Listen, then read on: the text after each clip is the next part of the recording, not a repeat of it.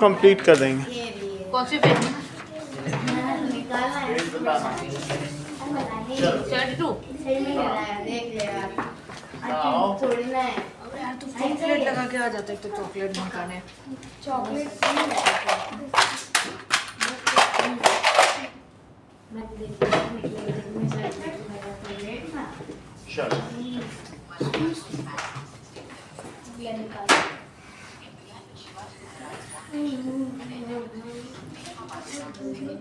तो हम लोगों ने देखा था कि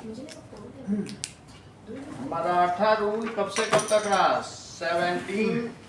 1674 टू 1818 तक मराठा रूल रहा। लेट अस सी, आपकी बुक में भी टाइम लाइन बनी हुई है। मतलब 1646 से भी माना जा सकता है, जब उन्होंने पहली लड़ाई शुरू की। एक किला जीता, लेकिन सबसे पहले बताओ उनका राज्याभिषेक कब हुआ? 1674। तो तब से माना जाता है जब उन्होंने राज्याभिषेक कर लिया। किले जीतना तो कोई बड़ी बात नहीं है, लेकिन 1646 में पहला किला जीता, तो ये माना जाता है 1674 से आगे बढ़ा। हम लोगों ने ये देख लिया था कि इनके बेटे संभाजी राजा बने, और संभाजी की डेथ के बाद कौन राजा बना?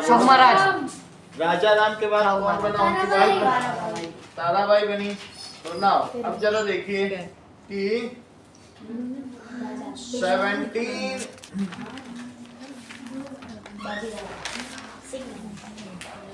आगे देखिए, time line of Maratha rule after 1700। Sir आप तानाजी को जानते हैं? अभी बता रहे हैं। तो देखो 1700 से कब तक रही हैं? 1707 ताराबाई, जो कि किसकी वाइफ थी बताइए? Raja Ram. The wife of Raja Ram. ठीक है, wife of Raja Ram. Wife of Raja Ram, crown as ruler of, उनको क्राउन किया गया, एज उनको मुकुट पहनाया गया, रूलर ऑफ मराठा। ठीक है,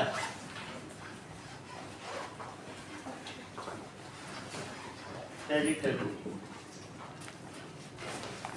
और उसके बाद नाउ 1707 में मुगल कैप्टिविटी से औरंगजेब ने किसको छोड़ दिया?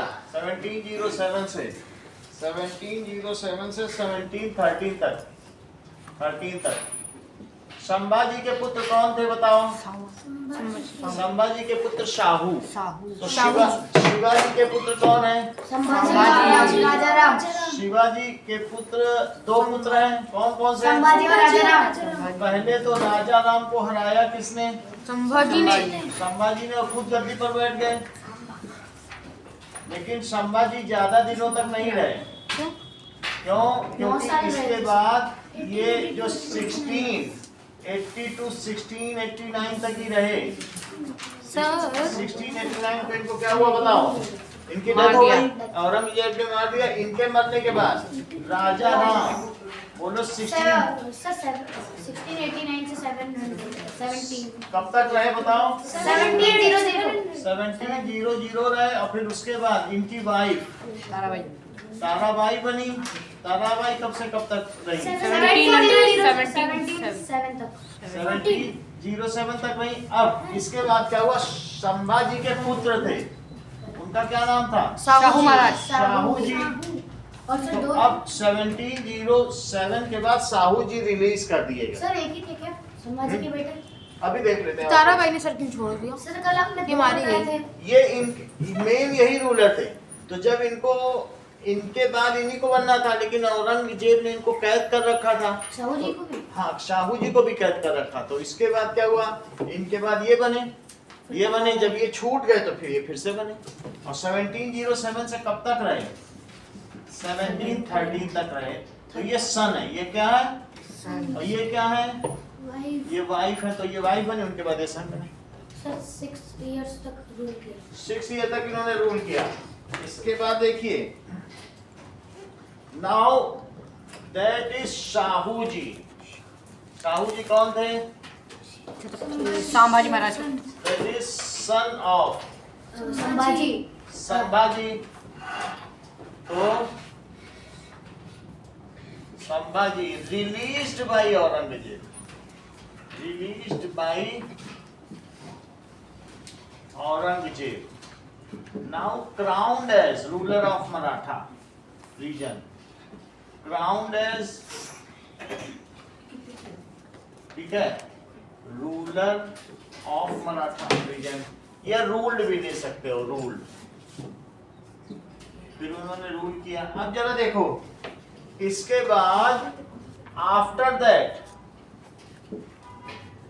जो प्राइम मिनिस्टर का नाम है पेशवा या prime minister, became more powerful. Sir Bajirao थे। हाँ, प्राइम मिनिस्टर क्या हुए? Became more powerful. तो पेशवा और इनके बीच में ट्रीटी हुई, छत्रपति के बीच में। उससे सारी शक्ति किसके हाथ में आ गई? पेशवा के हाथ में। तो अगर मैं कहूं कि भारत में पेशवा रूलिंग कब से शुरू हुई, तो 1730 से। और इसके फाउंडर कौन थे? That is Balaji Vishwanath. बालाजी विश्वनाथ के बेटे हैं पेशवा बाजीराव प्रथम।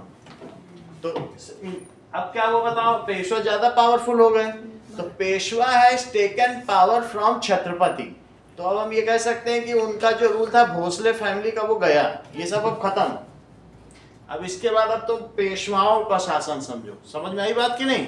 सो आफ्टर दैट क्या हुआ, उनको 3 गांव की जागीर दे दी, भाई तुम इनसे कर वसूलो और बस अपना खर्चा चलाओ। एक किला दे दिया, इस किले में रहना है और इनका पैसा लो, बस 3 गांव दिए गए। छत्रपति जो है प्राइम मिनिस्टर को उसने ज्यादा पावर दे दी पेशवा को, तो धीरे धीरे वो इतनी पावरफुल हो गया कि वो छत्रपति की अब बात ही नहीं मानते थे।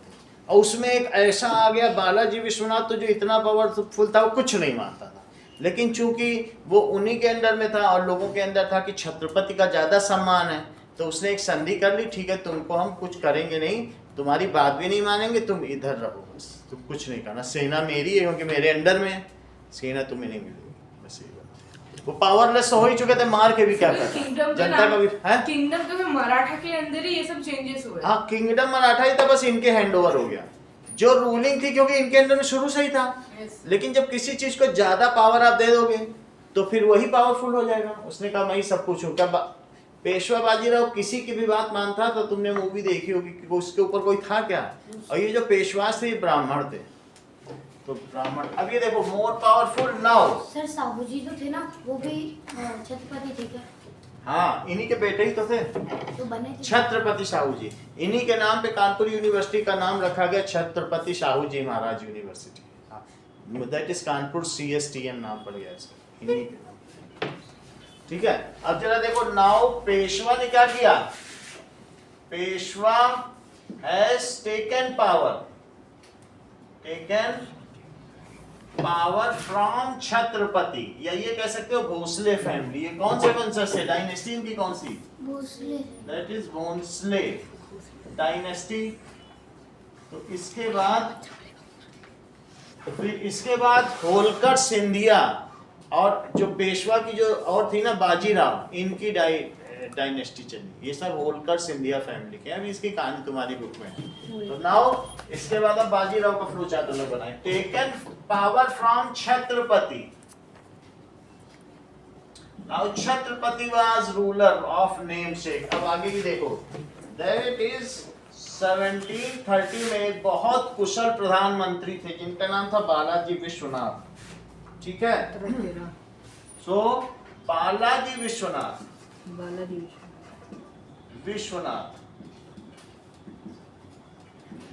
नाउ, ठीक है, got all powers, taken all power from Sahu ji by a treaty. एक संधि हुई, उन्होंने कहा ठीक है तुम्हें संभालो। Balaji Vishwanath taken all powers from Shahu ji and given him a fort and jagir of 3 villages from Shahu ji. Shahu ji से ले ली। अब जरा देखो,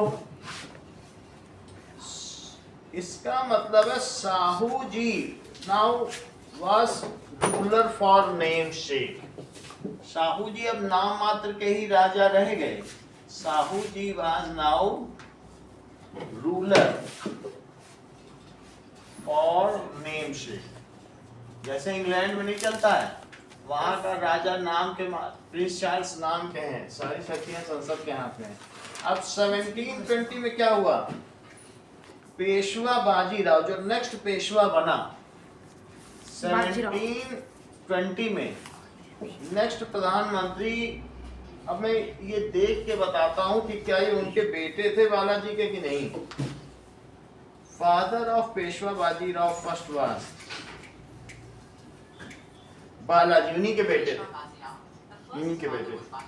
इनके बेटे वो थे। हाँ, ये बालाजी विश्वनाथ हैं, इनके बेटे पेशवा बाजीराव। ये बालाजी विश्वनाथ, ये पंडित लोग थे। बालाजी विश्वनाथ है, ऐसे ही बाजीराव भी दिखता था, तुमने गेटअप देखा होगा, ऐसे ही दिखता था कि नहीं। देखो ये बालाजी विश्वनाथ है, इनको भी फाउंडर ऑफ मराठा रूलिंग कहा जाता है।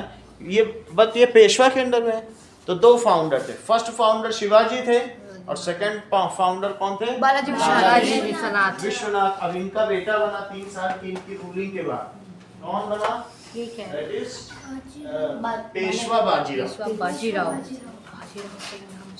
अब देखो तो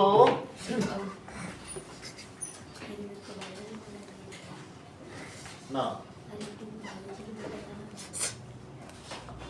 तो Peshwa Bajirao 20 Bajirao first, that is son of Balaji, Balaji that is Peshwa Bajirao became son of Balaji. कौन थे बताओ, बाजी राव फर्स्ट। वैसे बाजीराव नाम है, लेकिन इनके बाद भी इनके वंशजों ने एक और का नाम बाजीराव रख दिया, तो उनके नाम में फर्स्ट लग गया।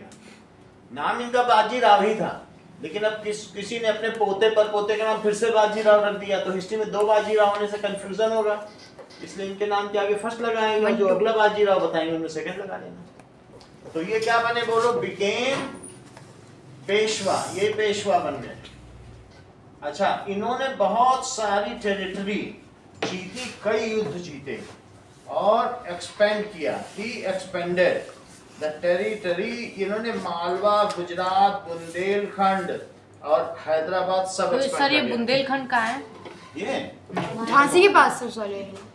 अभी बता रहा हूँ, ये देखो रास्ता नहीं, यूपी इधर से। वही है सहारनपुर का जो रीजन नहीं है, बुंदेला रीजन। ये रीजन क्या है, मालवा, इसे क्या कहते हैं, मालवा प्लेट्यू। ये जो रीजन है ये बुंदेलखंड है, ये बुंदेलखंड, घर दिख नहीं रहा। दैट इज ये तो- वेस्टर्न यूपी। इसको क्या ये कहते तो हैं, हरियाणा का लग रहा है। बुंदेलखंड। बुंदेलखंड। फिर कुछ एमपी में चला गया बुंदेलखंड, कुछ यूपी को मिल गया जब भारत आजाद हुआ। अच्छा, ये डेक्कन सल्तनत तो इन्होंने अपने अंदर में ले ही ली थी, दैट इज डेक्कन सल्तनत, डेक्कन सल्तनत। सल्तनत। और ये हैदराबाद है, हैदराबाद यहाँ पे इतना जहाँ बड़ा? हैदर अली और टीपू सुल्तान का राज्य था, हैदराबाद। है ना। इसको कहते हैं, नाम ही है हैदर आबाद। जिसको हैदर ने आबाद किया हो उसका नाम ही पड़ जाएगा हैदराबाद। सर आबाद हैदर अली ने आबाद किया ना, आबाद मतलब आबाद यानी बसाया, तो इसीलिए इसका क्या नाम पड़ गया, हैदराबाद। हैदराबाद। ये सब इसने अपने अंडर में कर लिया। और क्या क्या अपने अंडर में किया, दैट इज गुजरात। ये पोर्शन भी अपने अंडर में कर लिया। गुजरात। गुजरात का नाम सौराष्ट्र क्यों पड़ा, करेक्ट, क्योंकि वहाँ 100 राजा राज्य करते थे, जानती है चीजों। 100 राजा। हाँ, 100 राष्ट्र, मतलब उसमें छोटे छोटे राजा थे, 100 राजा एक साथ राज। कोई सूरत पे अलग रह जाता है अहमदाबाद, तो इसीलिए उसका क्या नाम पड़ गया, 100 राष्ट्र। जैसे स्टेट वाइज छोटे छोटे रीजन्स ऐसे ही है। सौराष्ट्र। समझ में ऐसा आएगा। लग रहा है जैसे तो इन सौराष्ट्र सभी को ही है। किसने अपने अंडर में किया बताओ, that is Peshwa Bajirao. Bajirao. So he fought many successful war, बहुत सारे सक्सेसफुल वॉर लड़े, वॉर एंड कैप्चर्ड। कैप्चर्ड हमने कल पहले बताया था कि जो शिवाजी थे उन्होंने सूरत को 2 बार लूटा था ना, और 1 करोड़ रुपए प्राप्त किए। और कैप्चर्ड गुजरात, हैदराबाद, बुंदेलखंड। तो उसे अपने उसे एरिया में क्यों नहीं कर लिया? बोलो। उसे अपने एरिया में क्यों नहीं कर लिया सूरत को? लूट के चले आए। अचानक उतनी सेना नहीं थी कि वहां बस जाए, उनके पास थोड़ी सी सेना थी, लूट के चले आए। अब वहीं छोड़ देते तो सेना ही खत्म थी, फिर थी नहीं ज्यादा। जैसे तुम्हारी थोड़ी सेना वहां रखनी पड़ेगी ना अगर तुम्हें अपने अंडर में रखना है तो तुमने उनको हरा दिया, वो मरे नहीं सारे मुगल, तो ऐसे में तुम उससे कैप्चर करने के लिए तुम्हें बहुत 1000-2000 लोग छोड़ने पड़ेंगे। सर वो बहुत कम सैनिक भेजते थे। हैं? बहुत कम सैनिक जाते थे। हाँ, इनका लूट मार वाली पद्धति थी, तो इसलिए वो नहीं अफोर्ड। अब बुंदेलखंड के बारे में तुमको पता था कि बुंदेला राजा ने इनसे बोला था छत्रसाल कि भाई हमको औरंगजेब से बचा लो, तो इन्होंने बुंदेलखंड को औरंगजेब से बचाया भी। उसने इनको झांसी, सतारा और बहुत सारी चीजें दे दी और कहा ये मेरी बेटी और उस मस्तानी को भी ले जाओ, इससे शादी करवा दी। और इसी के नाम पे क्या पड़ी, वो बाजीराव की दूसरी पत्नी थी। इनके पहले एक बाजीराव की पहली पत्नी थी, फिर उन दोनों में वो होता था आपस में, वो नहीं होता, लड़ाई होती थी। और मस्तानी को लोग कुछ लोग कहते हैं कि ये बुंदेलखंड के राजा छत्रसाल की बेटी थी, है ना। और कुछ लोग कहते थे नहीं, ये छत्रसाल के दरबार में नाचने वाली एक नर्तकी थी। तो जब पेशवा बाजीराव उसको ले करके आए तो इसको सेकेंडरी वाइफ, एक नहीं होता है कि इंफीरियर वाइफ, क्योंकि लोग तो ब्राह्मण थे। पेशवा बाजीराव कौन लोग कभी हमने बताया, पेशवा ब्राह्मण थे, कहेंगे एक नर्तकी हमारे परिवार में आ गई, एक कुल को हमारे नष्ट कर रही है, तो उसके साथ अच्छा व्यवहार नहीं किया। ये सब आपने मूवी में देखा भी होगा। तो लेकिन फिर भी ये फेमस स्टोरी इसलिए बनाई गई। बट इस स्टोरी में ये पूरी बातें बताई गई कि कैसे मराठा का एक्सपेंशन हुआ। अगर आप उसे चॉप आउट करोगे 3 घंटे में तो पूरा पता चल जाएगा कि मराठा एक्सपेंशन और औरंगजेब का कैसे हाल हुआ। चलो तो क्या हुआ, और कौन सी चीज हुई, मालवा, इस पे एक्सपेंशन हुआ। तो इन्होंने ये सब चीजों को कैप्चर कर लिया। अब आगे की कहानी बढ़ो। मराठा रूलिंग। मराठा रूलिंग असली चीज है कि आपको ये ध्यान रखना है कि जब से इनका कोरोनेशन हुआ है, बताओ कब से कोरोनेशन हुआ, 1674 और से 1818 तक असली मराठा रूलिंग हुई है। जिसमें यहाँ बीच में आपको लिखना पड़ेगा कि 1713 के बाद पेशवा रूल हुआ है और उसके पहले किसका रूल हुआ है, छत्रपति। सर कोरोनेशन सिंहासनारूढ़, राज्याभिषेक, यस वो बहुत अच्छा बता रहा है, राज्याभिषेक हो गया है ना, राजा घोषित कर दिया। राजा घोषित कर दिया। तो इसके बाद 1713 के बाद पेशवा का रूल है और 1818 से, अगर मैं कहूँ 1818 से फिर किसका रूल हुआ है, ब्रिटिश 1947 तक ये ब्रिटिश रूल है। 1858 से था ना, 1857 में फिर क्या हुआ बताओ, 1857 प्रथम स्वतंत्रता अरे हाँ, संग्राम, जिसमें मंगल स्वतंत्रता पांडे ने संग्राम। वो किया था कि नहीं, बहुत सारे मंगल सैनिकों ने।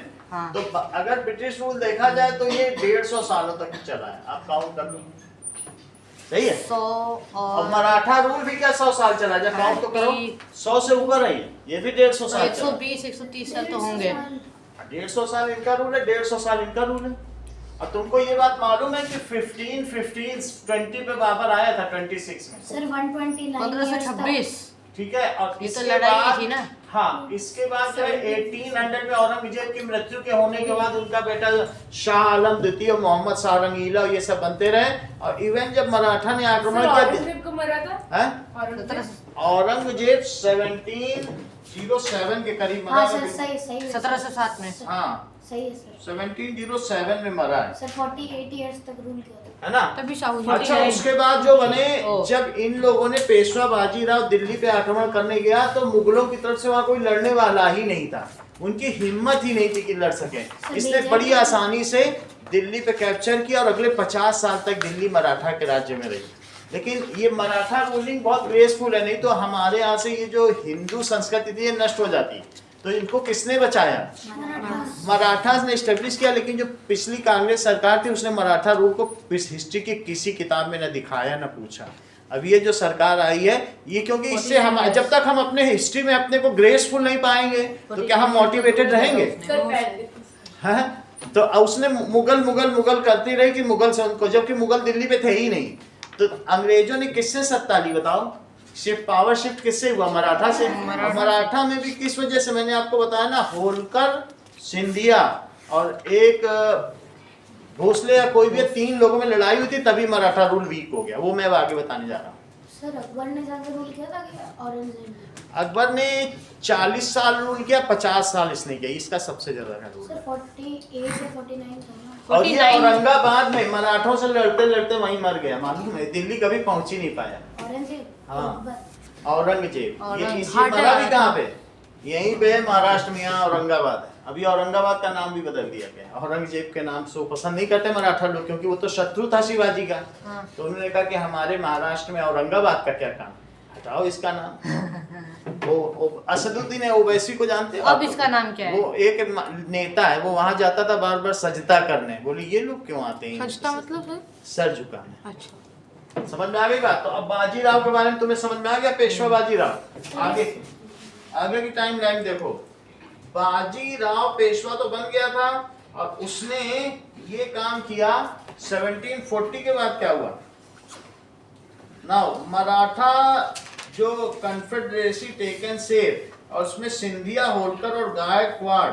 अब इसके जो now it was so much expanded. अब अगली बात तो कह रहा है इतना एक्सपेंडेड था कि बाजीराव इसे संभाल ही नहीं पाया। देखो तुम्हारी बुक में मैप देखना तो तुमको पता चलेगा इतना था मराठा अंपायर। हाँ इतना ही था। और अगर इतना था तो इसने 3 लोगों में बांट दिया। तो बाजीराव ने इसको कितने हिस्सों में बांटा बताओ? ये देखो, इतने को एक दिया, इतने को दूसरा दिया। तो पास गिवन, इसको लिखो नंबर 1, इसको नंबर 2 और इसको नंबर 3। तो now the Maratha territory was distributed into 3 parts, क्योंकि वो अकेले संभाल नहीं पाता था। तो होलकर, सिंधिया और गायकवाड़ को इसने अलग अलग जगह के जागीर दे दी। वो इतने पावरफुल हो गए कि अब वो पेशवा को नहीं मानते। सर इसको तो कह रहा है ये ऊपर ऊपर ऊपर कश्मीर से भी ऊपर जा रहा है। हाँ? अब मैं आगे बता रहा हूँ, देखो। पेशावर। तो next is Maratha now regional chief. आप पेशवा ना कहिए, जो ऐसे अलग अलग जगहों के सामंत होते हैं ना, उनको चीफ कहते हैं। तो अब देखो 1740 के बाद क्या हुआ? 1740 से 1761 तक लिखो। 46 Maratha rule is more expanded.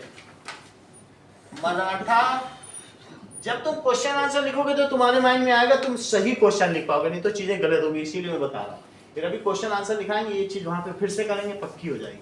Maratha rule is more expanded. और जो लोकल चीफ थे सिंधिया, होलकर और गायकवाड़ नाउ बिकेम प्रोमिनेंट। वो लोग ज्यादा शक्तिशाली हो गए। Is expanded. And local chief कौन कौन से थे बताओ? Local chief Holkar, Scindia, Gaekwad.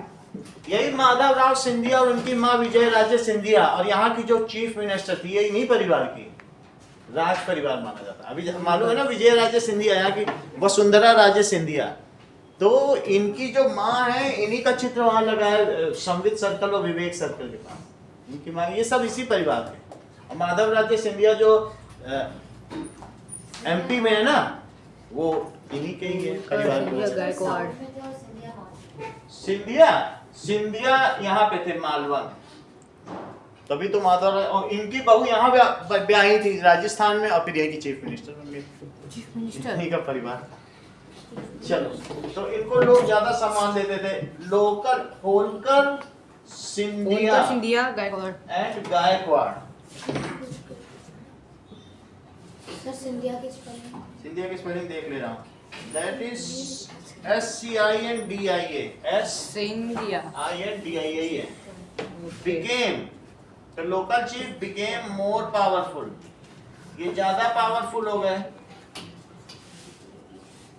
अब क्या होगा बताओ? नाउ 61 में क्या हुआ? अहमद शाह अब्दाली के साथ युद्ध हुआ।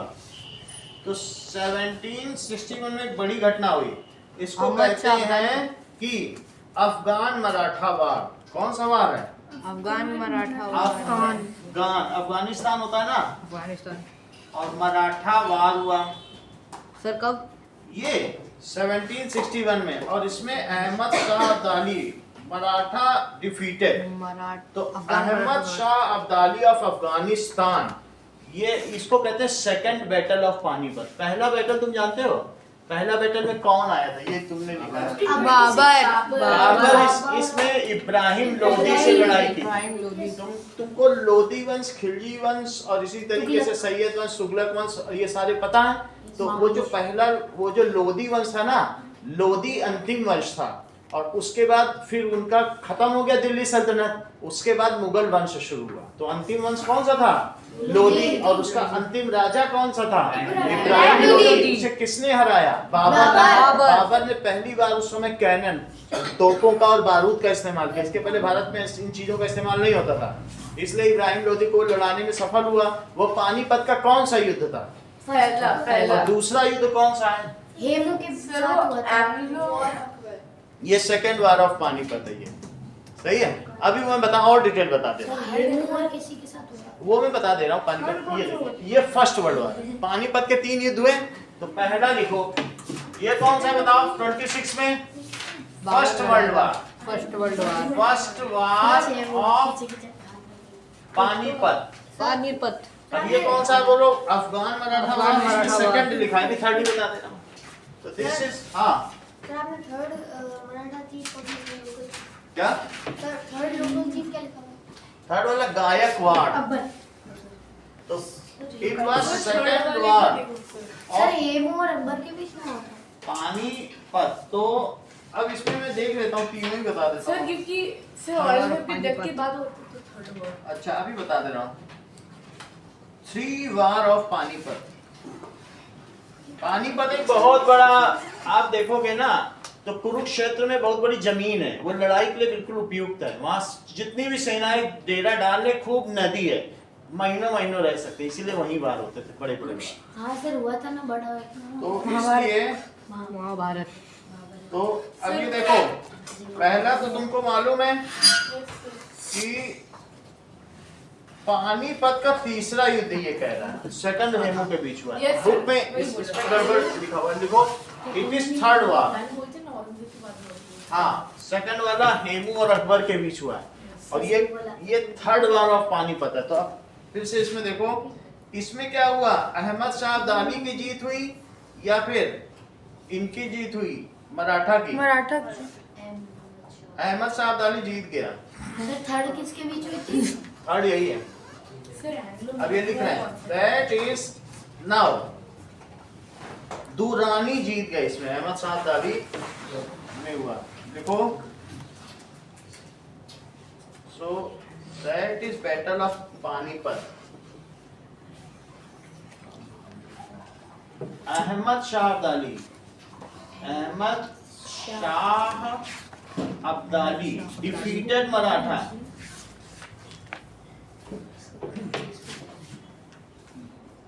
डिफीटेड मराठा। मराठा को उन्होंने हरा दिया। अब जरा चेक करें आगे की बात।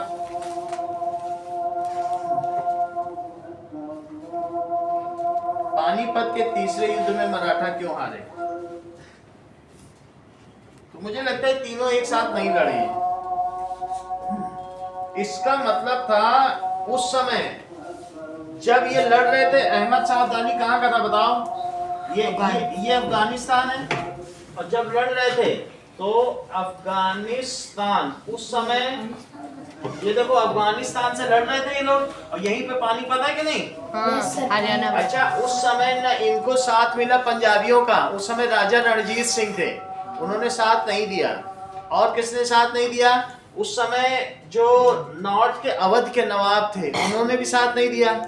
इन लोगों ने, मराठा लोग तो साथ लड़े, लेकिन इनको लोकल राजाओं का समर्थन नहीं मिला और इसकी वजह से जो अफगान युद्ध में किसकी जीत हुई? अहमद शाह अब्दाली डिफीटेड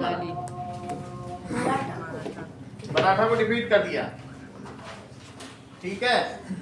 और जब मराठा सेना वहां पर लड़ने गई थी तो उसके रसद के सारे खाने पीने के सारे रास्ते बंद कर दिए गए थे।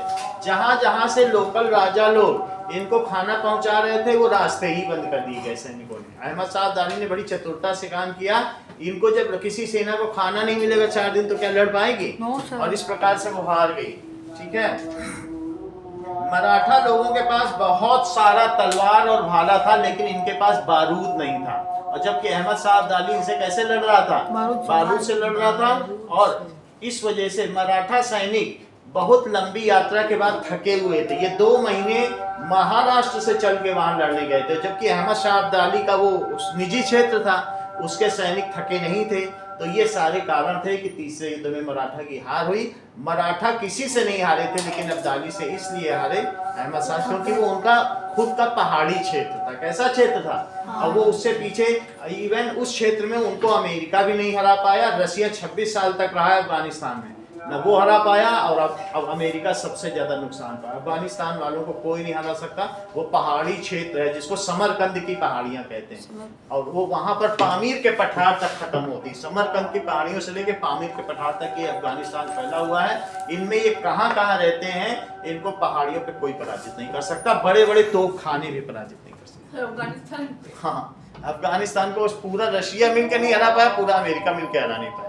अमेरिका भी 20 साल रहा, सब कुछ छोड़ के चला गया। एटम बम डाल दिया। समझ में आ गई बात? तो इसलिए ये बड़े, अगर आप समझ गए ना मराठा हार के कारण क्या थे। सर ऊपर से डाल देंगे। अब जो भी है, अब आगे की बात देखो। तो इन सभी चीजों की वजह से नाउ नेक्स्ट, पानीपत के हार के बाद इनको बहुत सारे किले छोड़ने पड़े और मराठा फिर वापस आ गए वहां से। आफ्टर दैट क्या हुआ, मराठा की शक्तियां थोड़ी कम हो गई।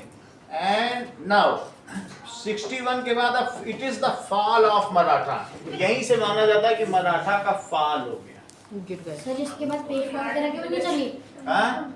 पेशवा वगैरह क्यों नहीं चली? पेशवा, अब देखो पेशवा बाजीराव यहाँ तक मर गया ना, उतना थोड़ी जिंदा रहेगा। उसके बाद अब सब आगे का पूरा देखो, वो मैं देख रहा हूँ। इसके बाद 61 में पेशवा माधव राव ने एम्पायर को आगे बढ़ाने की कोशिश की।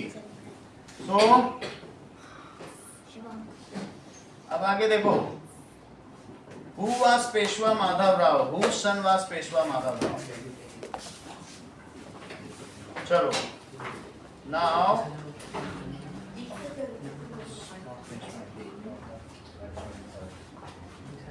देखो, दैट इज, अब यहाँ पे एक बात देखो, पेशवा बाजीराव किसके बेटे थे बोलो? बालाजी विश्वनाथ के बेटे कौन थे? बालाजी, पेशवा बाजीराव, पेशवा बाजीराव फर्स्ट। और इनके बेटे कौन थे? नाना साहब। और नाना साहब के बेटे कौन थे? That is Peshwa Madhav Rao. अब मैं उन्हीं की बात करने जा रहा हूं। बात समझ में आ गई? ये राजा नहीं बने, ये राजा बने, ये राजा बने, ये राजा बने, नाना साहब नहीं बने। तो कहानी किसकी बताओ? समझ में आ गया ना? ये सब सन है, इनकी डिसेंडेंसी है, कैसे इनको उत्तराधिकार मिला। तो Peshwa Madhav Rao, that is the grandson of Bajirao. Grandson पे, हाँ, नाना साहब को नहीं मिला कुछ ज्यादा। अब देखो, दैट इज, अब आगे की कहानी देखिए कि चलो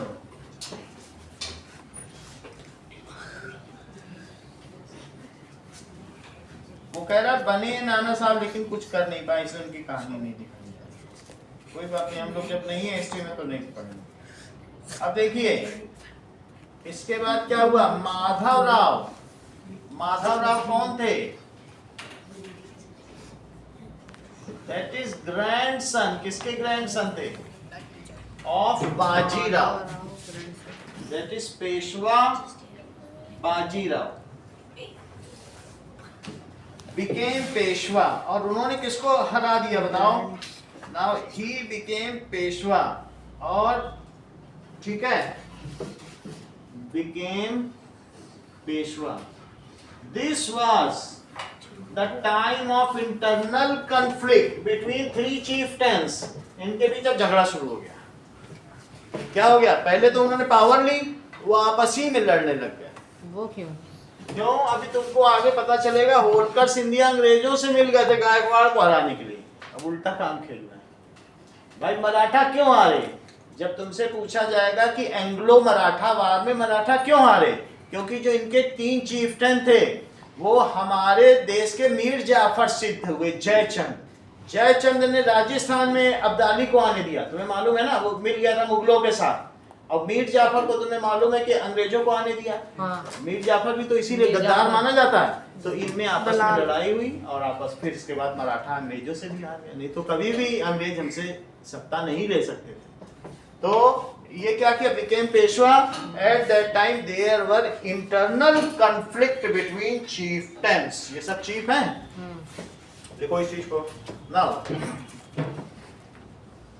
देयर वाज इंटरनल कॉन्फ्लिक्ट, झगड़ा शुरू हो गया बिटवीन किसके किसके बीच में, चीफ्स होलकर, सिंधिया एंड गायकवाड़। इससे क्या हुआ,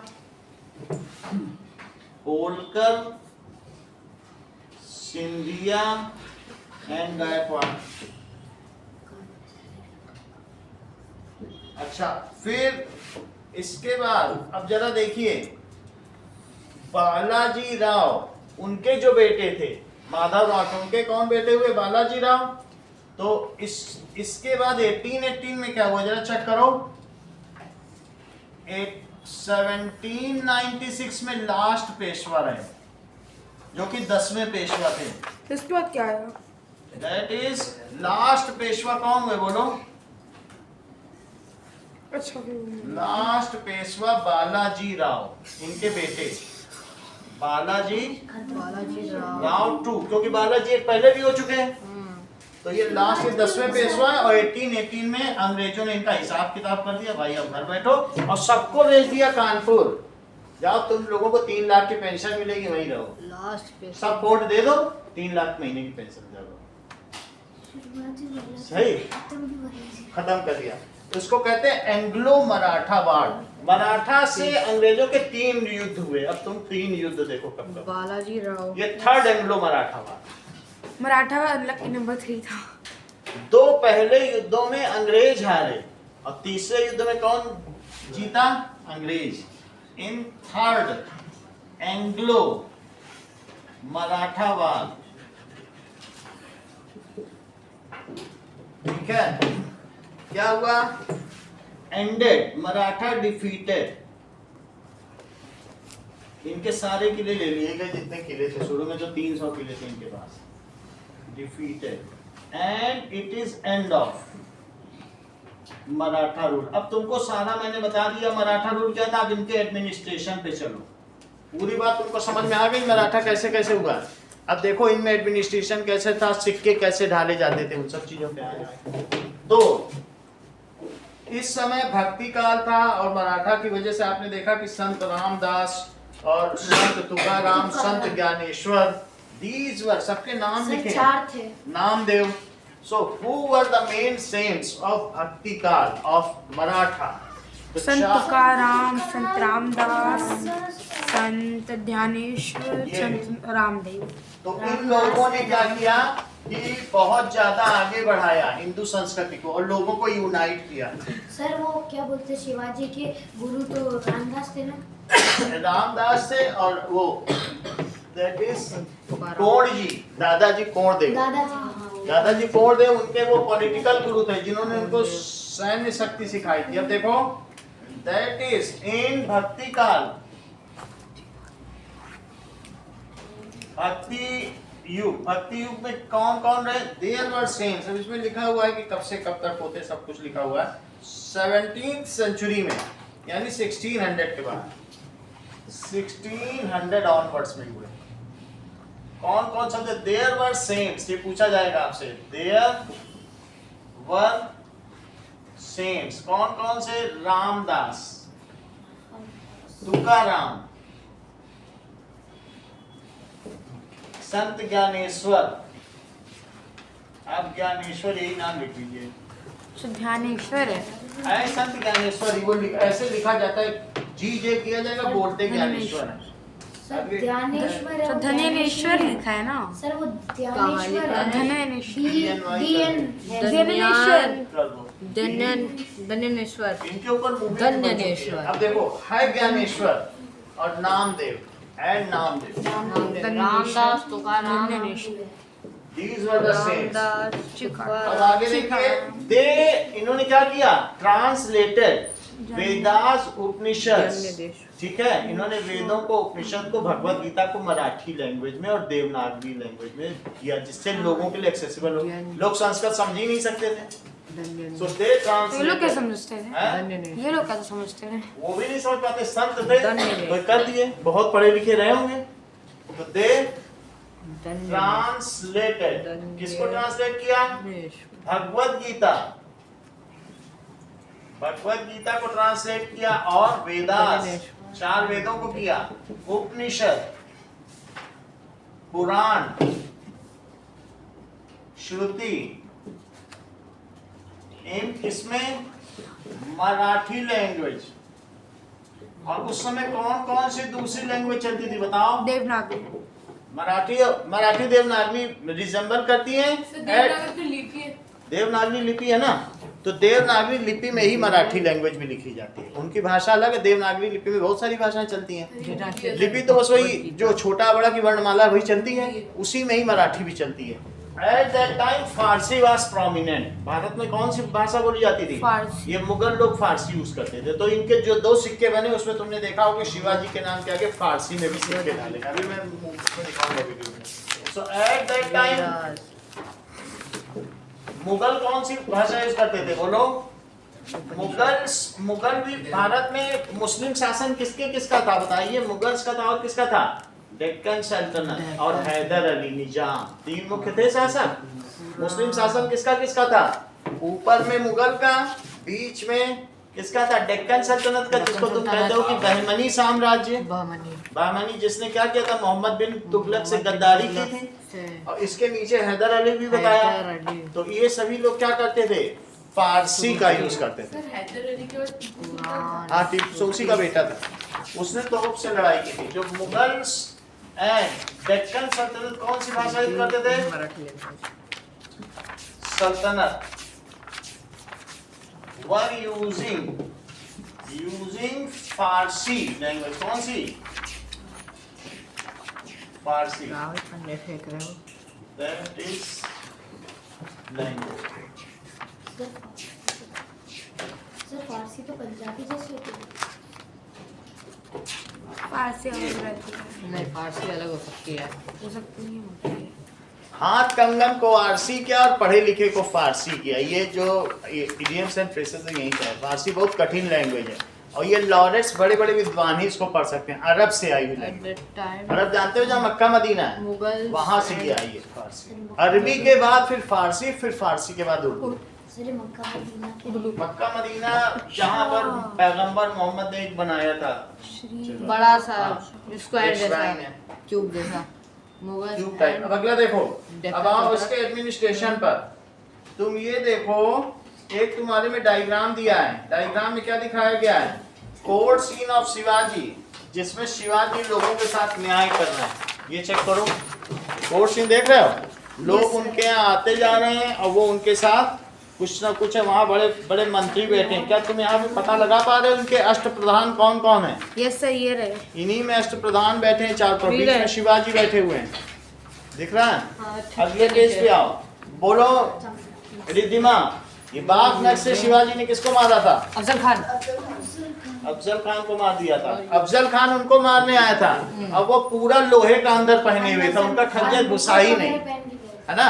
सब कुछ पहने, वो पीछे से वार करना चाहता था। जब इन्होंने किया, अफजल खान तो ऐसा था कि 6.5 फीट लंबा था और किसी को पकड़ के गर्दन तोड़ सकता था, हड्डियां तोड़ सकता था, इतना ताकतवर था। और शिवाजी थे छोटे से, तो जब उसने मारना चाहा तो इनको भी मौका मिल गया, ये भी तैयारी के साथ गए थे। उसका पूरा छाती फाड़ दिया बाद में।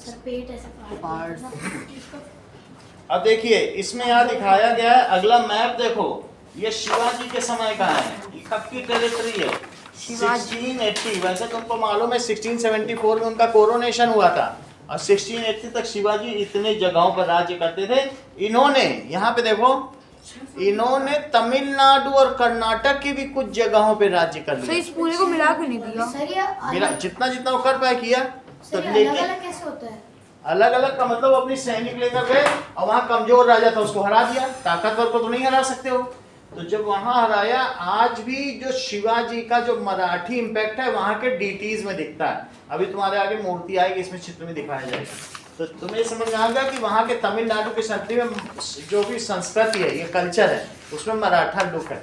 उसको कहते हैं तंजावुर। वो कहाँ की जगह है? तंजावुर। इसमें लिखा होगा, नहीं तो ये रहा सर, है ना? तंजावुर स्टाइल देखो ये से दिखा दिए, इनकी बुक देखो, यही चीज है, बिल्कुल सही ये बात। पेंटिंग है उस टाइप की। ये इसमें दिखाया जा रहा है कि जो चटक रंगों से बनी गई डीटी की मूर्ति है, तो अब गोल्डन इस पर वो चढ़ा हुआ है, गोल्ड, ठीक है, फॉइल। तो ये शिवाजी का राज्य आपने देख लिया। आप देखो इसमें कितने सारे फोर्ट बने हैं, सी फोर्ट, सब स्टार स्टार लगा के दिखाए। यहाँ नीचे देखो, हिल फोर्ट, सी फोर्ट, कई हिल पर बना दिए, कई सी फोर्ट बना दिए, ये सारी चीजें हैं। अगला देखिए, मराठा आफ्टर शिवाजी के बाद का चित्र देखो, मराठा आफ्टर शिवाजी के बाद का चित्र देखिए आप। अगले पेज निकालिए सोनल, मराठा उतार बढ़ गया। सर ये संभाजी का भी था ये। संभाजी का भी देखेंगे। ये चित्र देखो, इसमें तुम क्या देख रहे हो? छत्रपति शाहू जी महाराज किसके बेटे थे बताओ? संभाजी। तो संभाजी के बेटे थे। और ये सीते और नाना साहब पेशवा। तुम्हें यहाँ कहीं नाना साहब दिख रहा है? Yes sir. तो जब तुम इनमें आगे चलोगे सफेद वाला शाहू में, तो जब जैसे जैसे इनमें चलोगे तो उसी समय तो ये नाना साहब भी है ना? नाना साहब, नाना साहब बाजीराव के बेटे हैं। और ये सब रहे ब्राह्मण, और ये जो इनका वंश है ये राजपूत हैं। छत्रपति लोग राजपूत है, लड़ाका। और ये लोग कौन है बताइए? ये पूजा पाठ वाले पंडित लोग हैं। तो प्रधानमंत्री बनाया गया था इनको। तो इसी तरीके से नाना साहब और शाहू जी का चित्र है कि ये इनको शिक्षाएं दे रहे हैं। जरा चेक करो, नीचे लिखा भी है, नाना साहब इज गिविंग, क्या दे रहे हैं बताइए? नाना साहब इज, कि कैसे कैसे होता है। तो ये जो एक पंडित टाइप व्यक्ति दिख रहा है वो नाना साहब है, सफेद वाले। हाँ। और एक इनके हाथ में फैल्कॉन दिख रहा है, सफेद कबूतर। हाथ में फैल्कॉन का मतलब सफेद कबूतर। अगला मैप देखिए, अगले मैप में आप देख रहे हैं, ऐसा नहीं है, शुरू में जानते हो मराठा लोगों ने पूरा पंजाब कब्जा कर लिया, सिंध कब्जा कर लिया और अफगानिस्तान पर कब्जा कर लिया। अफगानिस्तान पर कब्जा करने के बाद अहमद शाह अब्दाली बड़ा क्रुद्ध हुआ और उसने क्या किया, अपनी बड़ी सेना के साथ इन पर वार किया। मराठाओं के पैर उखड़ गए और ये बहुत पीछे आ गए। तो ये पूछा जा रहा है कि मराठा लोगों की क्या गलती थी? मराठा लोगों की गलती थी कि इनको अफगानिस्तान पर हमला नहीं करना चाहिए, क्योंकि अफगानिस्तान पर राज्य करना इनके लिए बहुत मुश्किल हो रहा था। वो ऐसी क्षेत्र थी जहाँ पर ये अभ्यस्त नहीं थे। तो वहाँ पर जब उसने लड़ाई की तो इनको पीछे खदेड़ दिया। बोलो बात समझ में आ गई? ऐसा नहीं है कि अफगानिस्तान ही जीता है, पहले मराठा जीता था, उसको फिर खदेड़ दिया। ये पहले की चित्र है, पहले का मैप है। ये जो ये मैप दिख रहा है ना, ये इस युद्ध से पहले का, ये 1761 से पहले का मैप। सर संभाजी का भी गूगल पे यही है ना? यही वाला है। संभाजी तो ठीक है, तो संभाजी तो फिर मर गए। संभाजी के बहुत आगे की कहानी है। सबने संभाजी के पास तो ये है ना, संभाजी तो कब थे? 89, उसके बाद 70 साल हो गए भाई। 1689 पे तो औरंगजेब ने उनको मार दिया था संभाजी को। 1689 के बाद कितने साल हो गए जरा देखो, करीब 72 ईयर्स के बाद की बात। तो तब तक तो बहुत कुछ हो गया। बोलो बात समझ में आ गई ना? 70 इयर्स में इतना बड़ा कर लिया तो उसके बाद भी ऐसा नहीं है। उसके बाद बाजीराव था, तुम्हें मालूम है 40 तक तो बाजीराव प्रथम था। उसने भी खूब एक्सपेंड किया, संभाजी ने एक्सपेंड किया, बाजीराव ने एक्सपेंड किया, लेकिन अब्दाली ने क्या किया बताओ? ठीक है, अब्दाली से पहले जीता होगा, अब्दाली ने इनको हरा दिया। अब्दाली के भी तो पिता रहे होंगे, तो उनको जीत लिया होगा और अब्दाली इनको हरा दिया। अब आगे देखो, इसके बाद पुणे, सतारा, आपको मालूम है इनका राज्य साउथ में, ये ईस्ट में कटक तक था, उड़ीसा, ठीक है, और उसको कलिंग राज्य कहा जाता था। उड़ीसा को क्या कहते थे? कलिंग या उत्कल। उड़ीसा का दूसरा नाम क्या है? उत्कल। पंजाब, सिंध, गुजरात, मराठा, द्राविड़, उत्कल। तो इनका उत्कल पे भी था, और जो साउथ है उसको द्राविड़ कहते हैं। तो द्राविड़ में है पंजाब, इसको क्या कहते हैं? पाकिस्तान को सिंध कहते हैं, ठीक है। सिंध भी इनके कब्जे में था, सिंध। क्योंकि वहां सिंधु नदी बहती है। इंडस रिवर जानते हो? इंडस रिवर का मतलब सिंधु नदी। तो पंजाब सिंध ये सारी चीजें कही हैं। नागपुर में भी था। अब अगला चित्र देखिए, तो इसमें आप लोगों को ये लग रहा है कि कहीं ब्रिटिश के अंदर में ये ब्राउन देखो, यस सर, ब्रिटिश के अंदर में भी कहीं कुछ फोर्ट है। मुंबई, चेन्नई, कोलकाता, तो कोलकाता, उनके भी कहीं कहीं कुछ कुछ फोर्ट थे, तीन जगह। 3 जगह थे। हाँ, मुंबई, अगले पेज पे कोलकाता। तुम ये बताओ, तुम नाना फडणवीस के बारे में क्या जानते हो? बताओ, असली चीज तो यही है। अगले चित्र में नाना फडणवीस, पावरफुल ऑफिशियल। कहीं तुमको ये तो नहीं लगता इसने होलकर, सिंधिया और गायकवाड़ के बीच संधि कराई और इन तीनों से बोला एक साथ अंग्रेजों से लड़ो? इसीलिए पहले 2 युद्धों में वो हार गए थे। एंटी ब्रिटिश, बिल्कुल सही समझा। Nana Phadnavis was a tactics person. वो जानते थे, गुड पॉलिटिशियन थे। इन्होंने तीनों चीफ्टन्स को मिलवा दिया, बोला आपस में मत लड़ो और विदेशी आए हैं। तो ये लाइन लिखो कि नाना फडणवीस ने क्या किया। चित्र बता रहा, फिर हम लोग जब क्वेश्चंस करेंगे तब काम पड़ेगा। देखो इस चीज को, एक पावरफुल ऑफिसर, ऊपर से पढ़ भी लो, जो कि ऑफिसर थे और under the Peshwa, so anti British alliance. Nana Phadnavis, कोई ईयर नहीं लिखा है लेकिन लिखो ये इसी टाइम के हैं। नाना फडणवीस, ठीक है। इन्होंने क्या किया? Unified all chieftains, unified Holkar, Scindia and Gaikwad, ठीक है, एंड यूनाइटेडली फॉट। किसके अगेंस्ट में लड़ा? Fought against British. लेकिन इनके जाने के बाद होलकर, सिंधिया, गायकवाड़ फिर अलग अलग हो गए। इसको कहते हैं पैन इंडिया मूवमेंट। पूरे भारत के सबको, इवन इन्होंने निजाम को मिला लिया। निजाम वो टीपू सुल्तान वाले राज्य को बोले सब लोग साथ लड़ेंगे और सब एक साथ इनके अंदर में लड़े। देख लो किनको किनको मिला लिया, सब लिखा है। दुश्मन हैदर अली मैसूर और निजाम ऑफ हैदराबाद। मैसूर हैदराबाद के निजाम थे और ये देखो हैदराबाद में निजाम थे, इसके बगल यहाँ मैसूर है। ये है कर्नाटक में मैसूर, कर्नाटक में। तो कर्नाटक में मैसूर है। ये तो बाद में हैदर अली ने थोड़े समय के लिए हैदराबाद को अपने अंदर में किया था, ठीक है। इसीलिए वहाँ उसने अपनी नई राजधानी बनाई जिसका नाम हैदराबाद है। लेकिन इसके नीचे क्या था बोलो? मैसूर। मैसूर में सबसे बड़ा दशहरा मेला लगता है वहाँ के राजा के नाम पे। तो वो राजा जो भी रहे होंगे हैदर अली से पहले, तो मैसूर के राजा हैदर अली थे। और टीपू सुल्तान को तुम लोग मालूम है, उसने मुंह फाड़ दिया था बाघ का। यस। तो टीपू सुल्तान, इसीलिए वो उसको कहा भी जाता टाइगर ऑफ मैसूर। और इन सबको एक साथ किसने लड़वाया अंग्रेजों के खिलाफ? नाना फडणवीस। तो उसने कहा निजाम को, हैदर अली को और साथ में सारे होलकर, सिंधिया, गायकवाड़ को, और कौन कौन को मिला लिया? सभी को मिला लिया। इसलिए उनको माना जाता है कि देख लो, तुम्हें लग रहा है कि क्या अंग्रेज इनके सामने सर झुकाए बैठे हैं, ऐसा लग रहा है चित्र में? हाँ। तो ये किसको एट्रीब्यूट किया जा सकता है? That is Nana Phadnavis. सबसे लेफ्ट में पिक्चर हो रही है। अब हम लोग देखेंगे मराठा एडमिनिस्ट्रेशन। मराठा एडमिनिस्ट्रेशन में ये जो सिक्के दिख रहे हैं, इसमें क्या लिखा है? क्या राजा छत्रपति लिखा है?